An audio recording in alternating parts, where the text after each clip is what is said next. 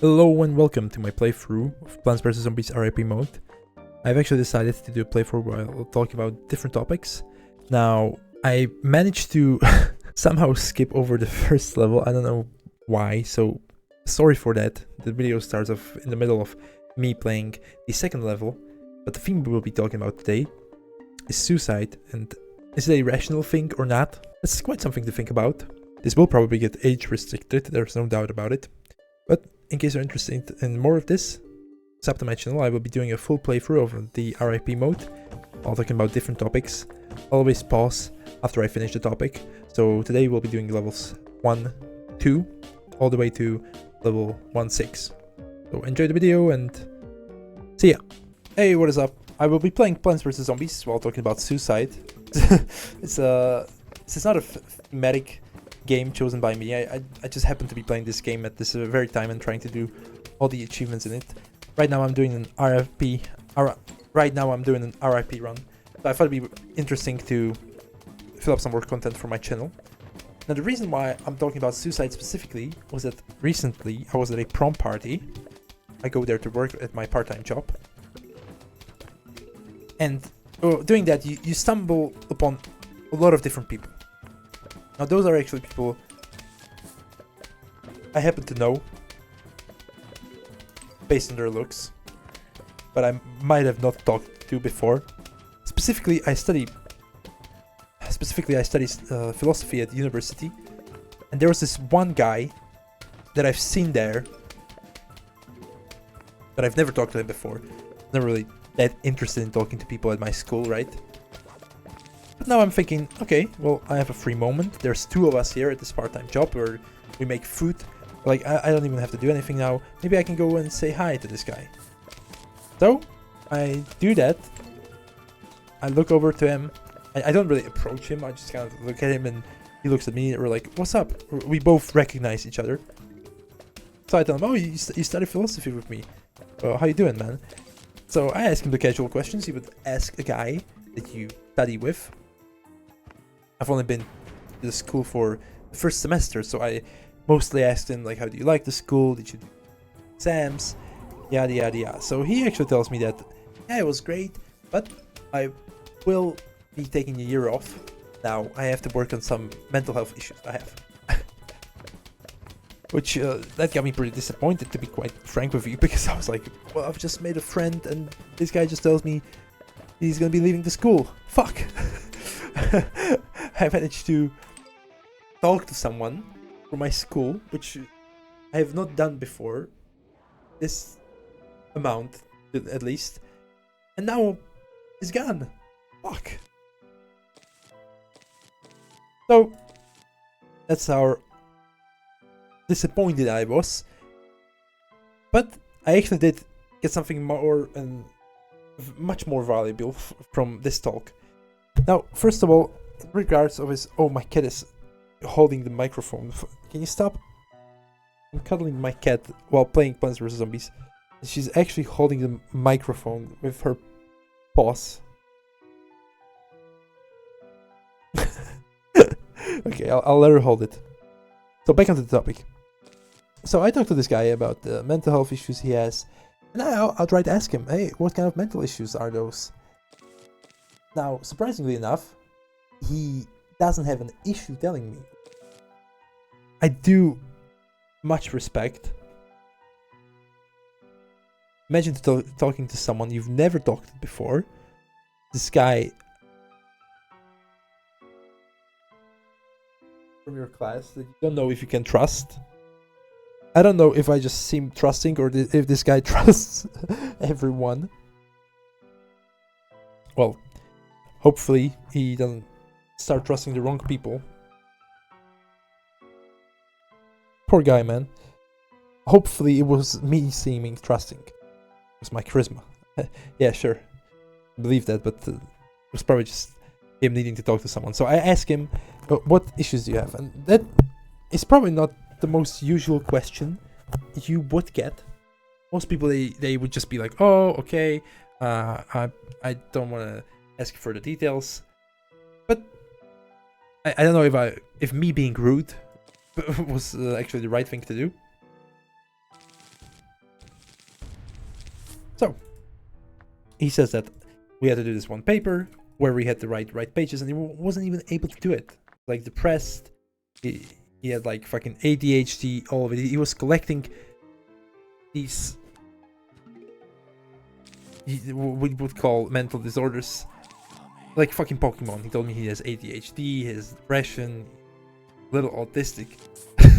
So I was like, well, bro, you're collecting these like fucking Pokemons. So he tells me that, well, the biggest problem I've had is that I've smoked a lot of weed.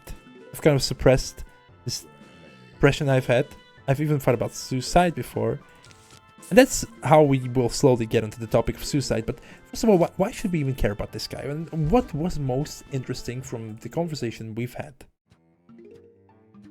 was our talk about panic attack. Now, why is this essential? Why is our talk about panic attacks essential at all? How does it have to do with suicide? Well, it's not the panic attacks alone. It's his approach to it. Now, his approach specifically was very, very interesting. But this guy, you would think that he seems to be one of those mentally weak people that is only crying out about his issues and not really doing anything about it. Well, it doesn't really seem to be the case since he's taking the year off, as I've said before. So he's clearly doing something about the issues he has. But second of all, he even had some kind of deeper understanding about it. We talked about how the amygdala in his brain is the thing that gets activated while these panic attacks occur. You might have heard of the term amygdala. The most simple way to describe it is that it is a smoke detector. Once there is threat, smoke detector triggers. And once it triggers, you go into these few basic physiological reactions we have, which are fight or flight. Now, why is this important?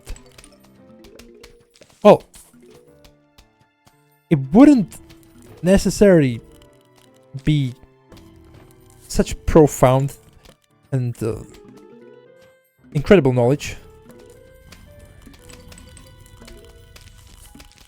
if you read this online or read it in a book, right? But to actually hear it from a person that deals with these panic attacks and see that he is someone that knows about it, clearly knows that he is a deep thinker, a person that has thought about it a lot, and he's not some idiot.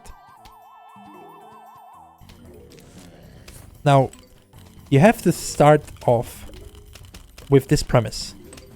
So that's the essential premise I want you to go into watching this video. That the guy I was talking to clearly was someone smart enough to be able to endure these mental problems he has. Now, a lot of our population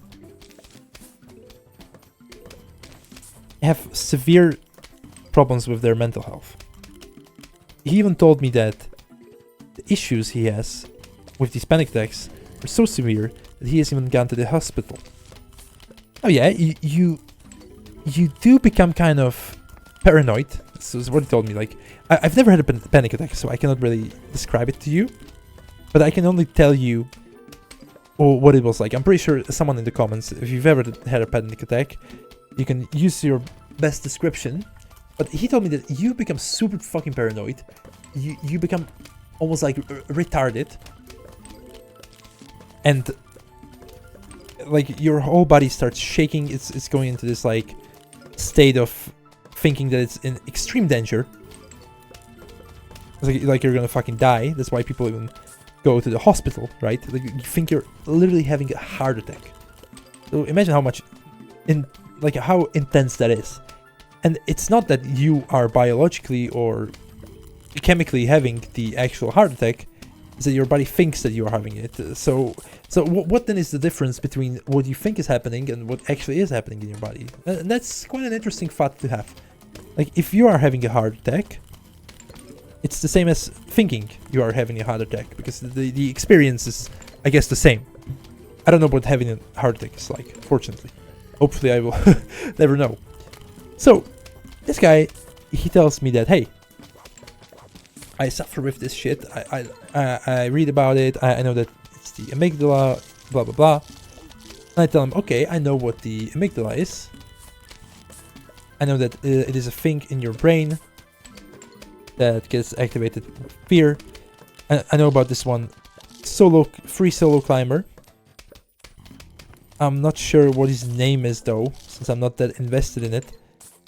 But it's this guy that climbs these huge mountains, and he goes and solos them. He's the only guy there. He obviously he has some ropes on him. It's not like he's just like climbing with his bare hands like fucking I don't know, like fucking gorilla. That is not the case, but still. Now the reason this guy is able to do that, and in case you are interested in climbing, you might have heard the name before. I'll look it up. Wait, let's see. Free solo climbing. The guy's name is Alex Honnold. Now the reason this guy is able to do this, well, first of all, he has to obviously be extremely skilled at what he does. But second of all, it has actually a lot to do with how his brain works. And it is this amygdala. Now this guy, his amygdala, compared to my friend that studies school with me, his amygdala is not that sensitive. So you go and take a look at the guy I've talked to. His amygdala is extremely sensitive, to the point where he thinks he's having a heart attack. He thinks he's in so much danger. Well, compared to that, there's this guy climbing enormous mountains on very steep walls, like genuinely walls that are just like 90 degrees practically, thousands of meters in the air, and the guy is just there climbing, and you know, he can die any second. He doesn't really seem to care.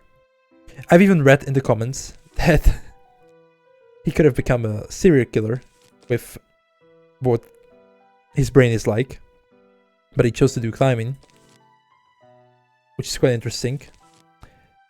And now the thing is that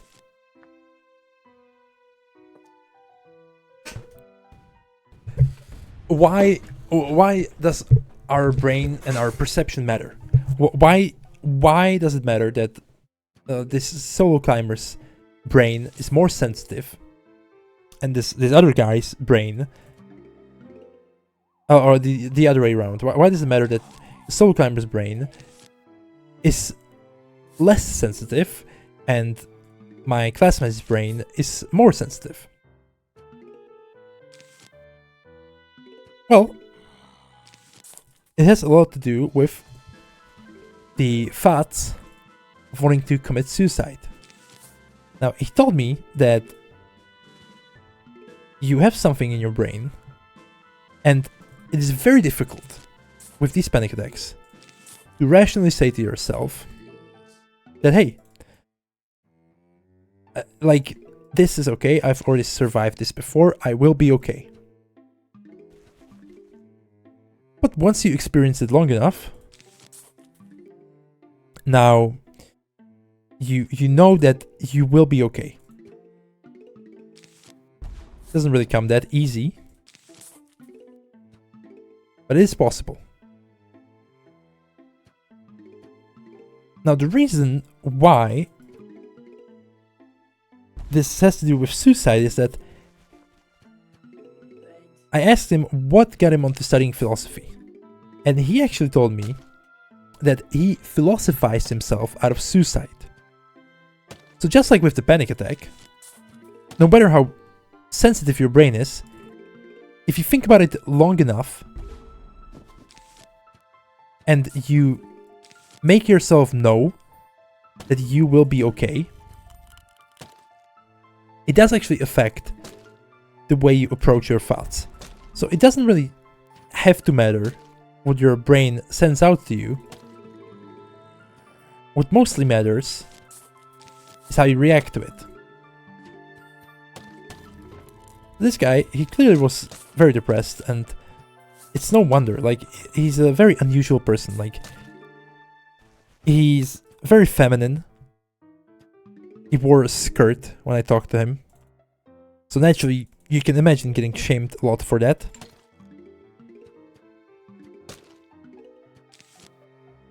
And I don't know what kind of circumstances he comes from, but that will also affect a lot. Now clearly he has to deal with these panic attacks, with all of that. And that fucking sucks. I'm so happy to not be born in circumstances like that. So grateful, honestly. Now, it can always be worse, right? But how do you rationalize to yourself suicide? Like, how did this guy do it? How did he philosophize himself out of suicide? Like, why the fuck? So, I think it was quite an interesting approach he told me. Now, definitely, when talking about suicide, there are definitely scenarios where it does make sense. Like, let's not try and pretend that there is not a scenario where it wouldn't make sense to commit suicide. That is just lying. It's very cruel to talk about this so openly, but let's try and think about 9/11. Like, there were the people in the burning building on the top floor. They know they're gonna die, and you know, you've heard how terrible burning is. So you actually jump from the top of the skyscraper, commit suicide. Because you don't want to endure that pain. So I think that's what the whole act of committing suicide is. Like, you are avoiding some kind of future pain. But the problem with it is that in this 9/11 scenario, that pain is guaranteed. Like, sure, like, you might still have some hope left. I'm not, like, sure if they could have somehow survived. Probably not. But the pain is pretty much guaranteed, and it's an incredible amount of pain. And that is why I think a lot of people nowadays, they're in painful circumstances,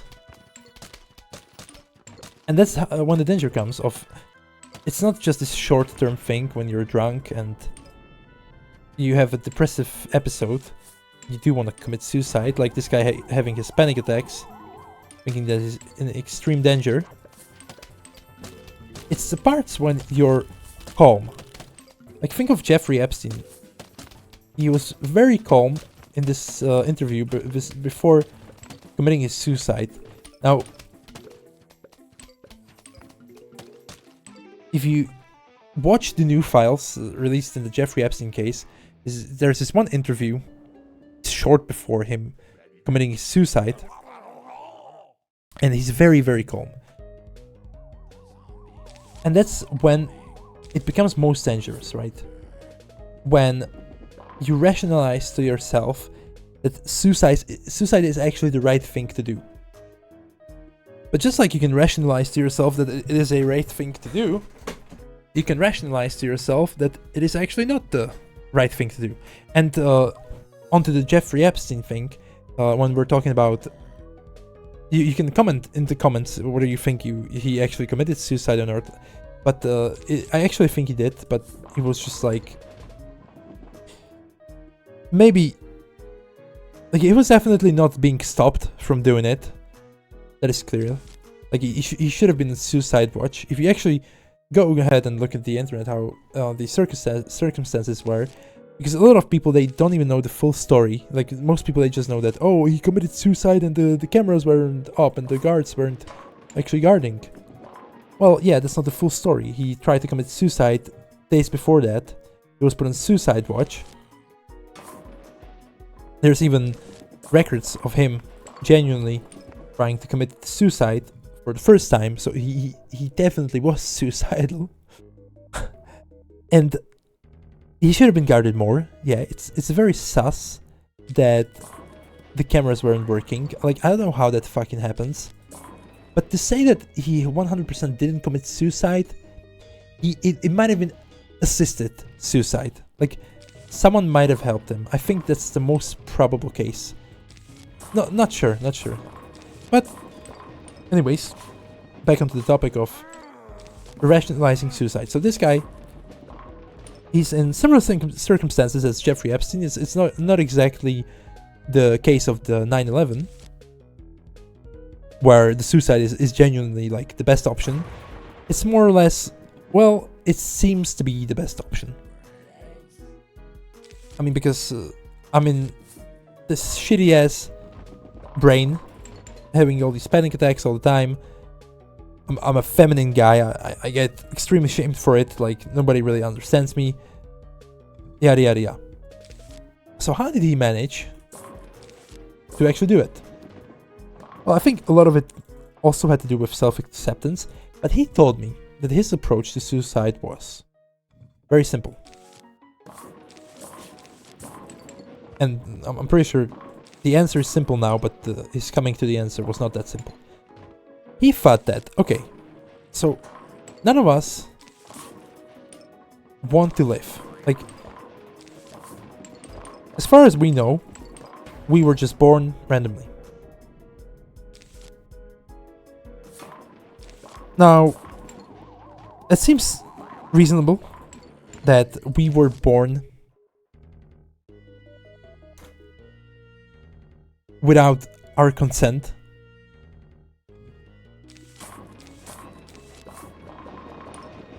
And then you live, and you're like, what the fuck? I didn't ask for this. Now, funny enough, you did actually ask for this. Because when you were the little sperm, you were racing to be the first one to arrive at the egg. So you actually did want to survive. Which is incredible. And we didn't even realize it, that we actually did choose life. We just don't remember it. Oh, I got a plant. Nice. But, okay, so he goes with the premise that we didn't choose life. We didn't consciously choose it. Oh, that would be more or less accurate, right?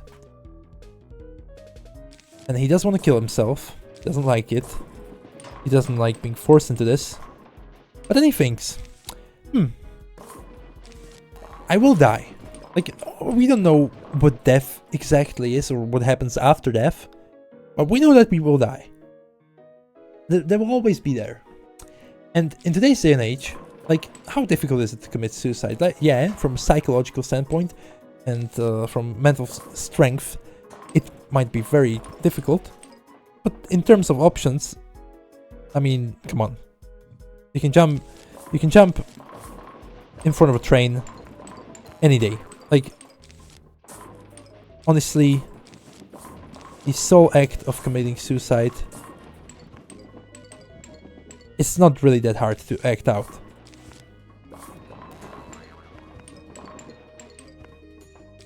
So he's thinking, okay, so I always have this option of ending my life. My life will end once anyway. Then why kill myself now? And once you think about it this way, is a completely different mindset you have. Now, your life sucks ass. It will suck ass. But one thing is guaranteed. You don't have to kill yourself now. Like, you will die. Don't worry. Like, it will come.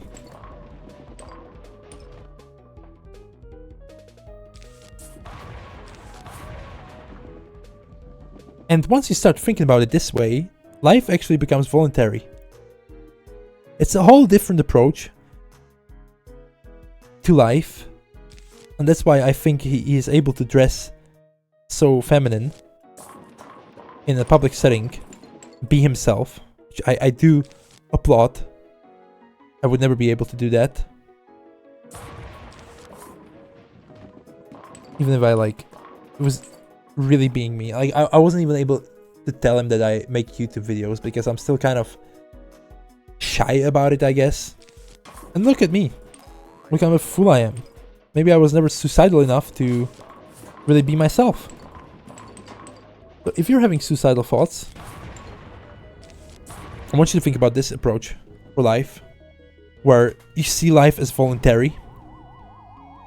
And second of all, maybe be grateful for it. Maybe you live life more fully. Like the people not having suicidal thoughts, just being kind of disconnected and disinterested in this whole experience of life. Maybe they're the unlucky ones. Because they will die, just like you will do. There's no guarantee that there's no afterlife. Sure, there is no guarantee that there isn't no afterlife, but we'll talk about that some next time. Let's go with the premise that it is possible, and definitely is, that after you die, there's nothing else. Now, the people that are not suicidal and they don't live life to the fullest, well, aren't they the unlucky ones, when you really think about it?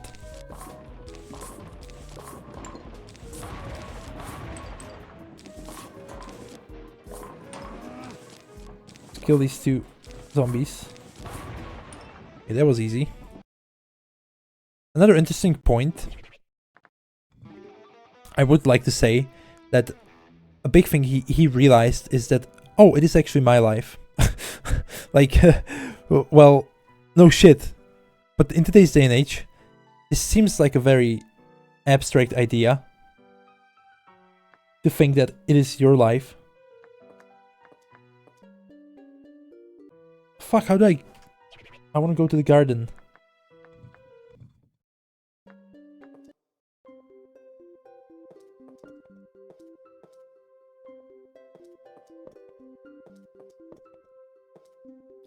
Because social media, like, so much comparison going on.